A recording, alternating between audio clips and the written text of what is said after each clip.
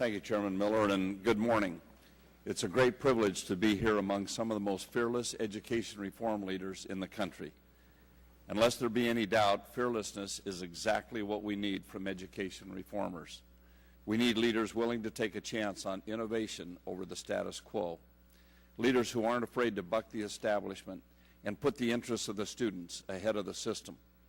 Each one of our witnesses has risen to that challenge, and it is with great excitement that we bring you here today to share your success stories and offer your thoughts on systemic reform. We have leaders from some of the largest and most challenging school districts in the country, from New York to Chicago, and from Atlanta to right here in the nation's capital. The school system here in D.C. has been particularly troubling for many of us in Congress over the years, both because of its proximity to the Capitol, where we work each day, and because of its systemic struggles unmatched anywhere in the country. Here in D.C., we spend more and get less than anywhere else in the country. For that reason, D.C. has been an ideal incubator for reform. There's nothing to lose and everything to gain by investing in these schools and testing innovative strategies that will benefit students. I've been particularly pleased by the success of the D.C. Opportunity Scholarship Program, which has proven beyond a shadow of a doubt that parents are desperate for new educational choices for their children. Today, some 1,900 children are attending the public or private school of their parents' choosing.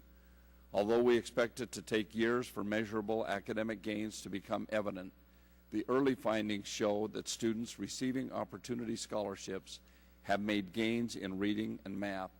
Their parents are much more satisfied with their new schools, believing them to be safer and more productive learning environments.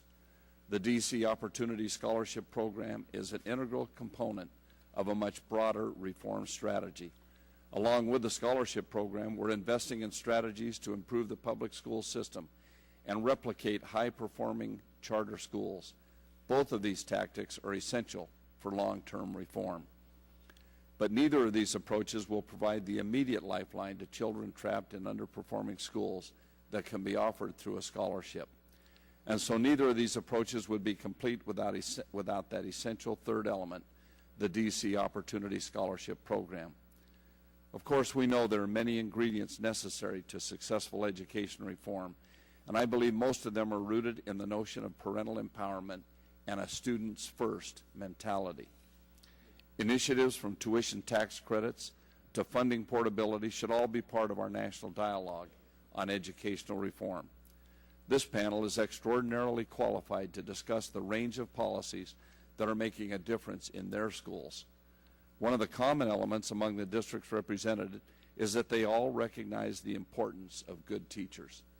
In fact, there are few factors that have a greater impact on student academic achievement than the quality of their teachers.